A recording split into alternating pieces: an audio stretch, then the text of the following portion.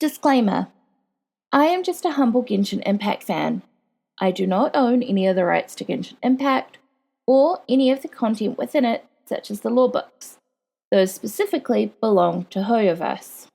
What I do have, however, are friends with things like learning disabilities, such as dyslexia and ADHD, or very little free time, making reading the lore books either in-game or on wiki pages hard for them.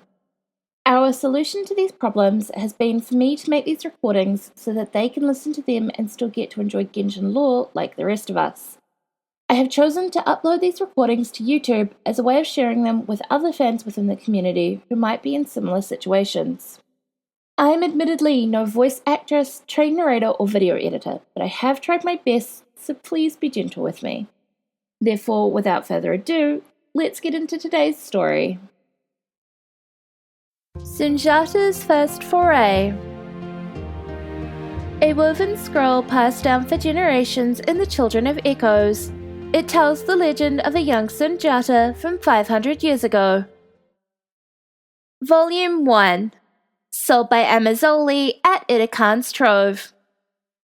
Oh, my brothers, my children, listen well.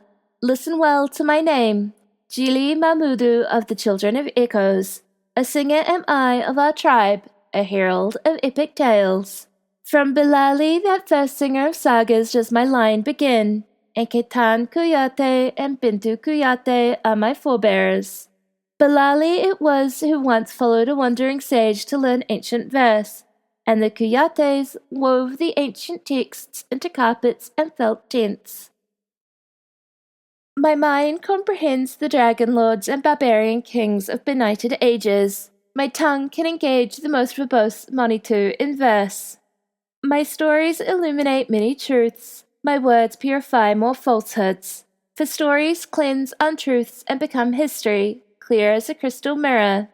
Such mirrors gleam with rainbow light from ancient days, but darkness too is dazzling, like a glimmer in the unfathomable eyes of the dead.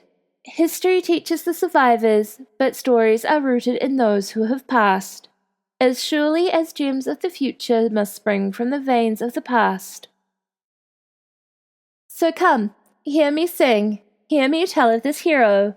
Listen as I chant the soul song of the children of the wild bull, the children of the rhinoceros. I shall tell you of Magan Sundjatta, his deeds and his fate. I shall speak of Mali Jatta's burdens and passion.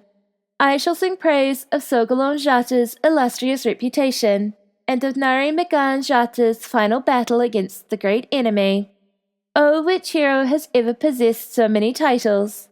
Neither the darkest magic nor the foulest wraith could hurt him. My brothers, my progeny, proud children of echoes, listen, and I shall tell you of 100,000 barbarian kings now forgotten. Hearken as I tell you of their defeat at Sundjatta's hands, and how once conquered they fought by his side. Let me speak of how foes became friends, how savagery may yet birth goodwill. Let me tell of how the pitch-dark armies came forth like a mountain, and how they dissolved before Sundjatta's might. For this is a tale of great deeds once unrecorded, sacrifices misunderstood. Volume 2. Sold by Amazoli at Itacan's Trove. It is as they say, that many who are wise are not of noble birth. So too had Sundjatta's lineage never been tainted by ancient royalty. The old tales have faded like salt rivers in a darkened mine, leaving but shimmering crystals of truth for poets to reveal. So it is with Sundjatta, and many are the account of his birth. Close friends may desire to embellish, and amongst enemies one shall find a lack of praise. What were the names of his parents? Which tribes were they from? As the pale light of 3 moons, and still you shall have no answer. Story and song say Sundjatta was born blessed by the stars of dawn. No beauty his mother, no strong man his father, but the celestial watcher stars care not for mortal appearance. For to weave the fate of heaven and earth alone is duty eternal, a task divine. Mbande was chief of our tribe when Sundjatta was young. Black Jed Mbande, who was the mother of Mines and Gem, 'Twas she who chose him to be our tribe's hero, and thus did his story begin, the hero great, the miner mighty. When young Sundjatta began his career in the mines, the mountain-carving hammers were larger than his whole body, yet he wielded them as though he were the wind itself, so much so that the heroes cried out, "The mine! It's about to collapse!" "Brothers, sisters, do not be afraid. 'Tis merely my hammer summoning up a gale. See, a whoop and a whoosh!" Thus did he swing on, chiseling into the great mountain, sparks flying from the hammer's handle, and they all looked on in joy and fear as the champion's laurels he claimed. When Lady Mbande returned to the Lord of the Knight's embrace, Sundjatta was already a young man, robust beyond his years. On the night when a chief was to be elected, he left the tribe alone. Tribal champion though he was, Sundjatta aspired not to power, but instead sought to find a proud testament to his existence as one of us. Resolute was he, striking out on an adventure towards lands distant and foreign. Yet his passion was misunderstood by his tribespeople, who regarded him as a runaway, a traitor. Volume 3. Sold by Amazoli at Itacan's Trove. Sundjatta, who had lost his good name by voluntarily embarking on an adventurous journey, headed to the distant lava lake, letting the scorching waves burn his body. This burning lake has now cooled, and dragons play havoc there no more, but in those days it was the abode ruled by the evil dragon Luquata, one of the few survivors of the ancient dragon race, who, with malice in its heart, sought ever to restore ancient draconic tyranny. The ancient war which had rocked both heaven and earth had destroyed its tribe, but it hid in a dark, rocky cave, thus evading utter devastation. Without servants to wait upon it, Luquata had grown decrepit, eyes scorched blind by sulphurous breath, mind becoming dull and frenzied, inextricably trapped in a delirious dream of battle against heavenly envoys clinging to life, unaware of the human epoch that had come upon Natlan.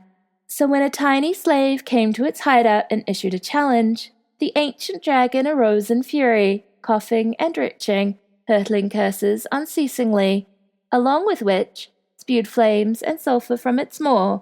"You insolent wretch! You dare disturb my royal slumber!" Sundjatta saw that the vile dragon of legend had long become doddering and deranged, that it would claim a sovereign's title while forgetting its race. So he burst into laughter, hoisting his massive hammer, and mocked the feeble drake. "I am merely a nameless miner, not some contemptible knave, just as you are no king, merely a tottering lizard." Rage surged in Luquata's throat upon hearing these words, and with more wild retching it spat forth filthy, scorching lava, billowing forth plumes of pitch-black smoke, at which Sundjatta did not even frown, instead swinging his heavy hammer down on the old drake. Old and infirm was Luquata, yet when enraged it remained terrifyingly formidable, and as the great heat of the magma scorched Sundjatta's hair and eyebrows, the dragon's fierce venom again seeped into flesh and viscera, the unbearable agony burning deep, and its massive, yellowed fangs left festering wounds, while sharpened claws tore open old scars. Yet on and on Sundjatta swung, enduring tremendous pain, until the dragon's craggy head split open, until the hammer storm blew the black smog away. And when the elder dragon's soul had been scattered to the winds and the magma lake had cooled by half, Sundjatta lay down contented.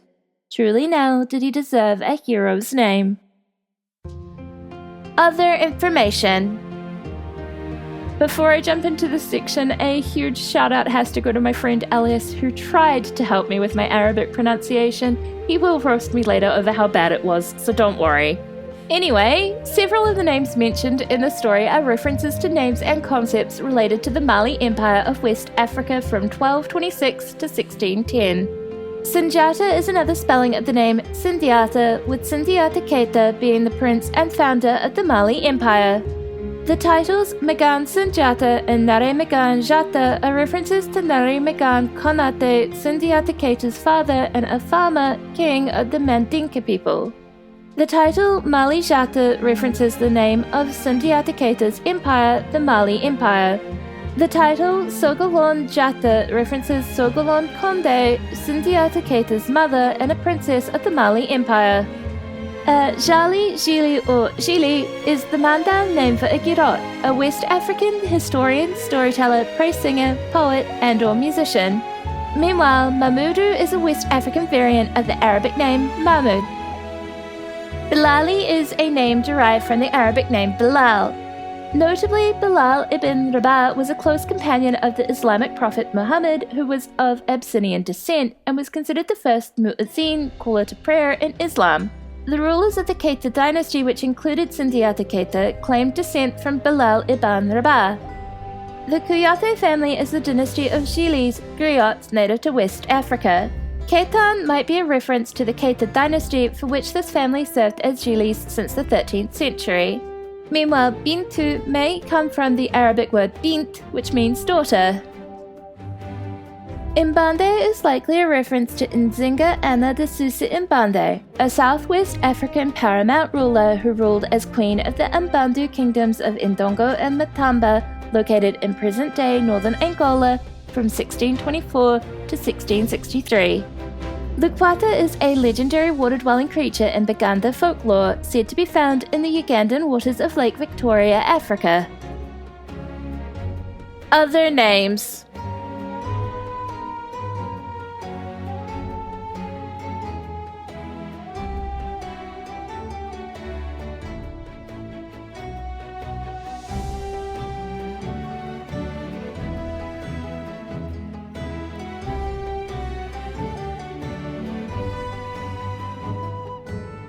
Sources.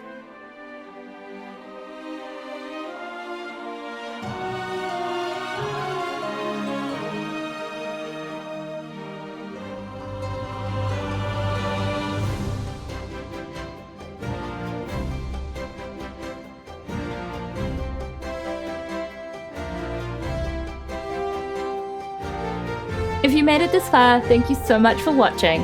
Ad Astra Abysosk.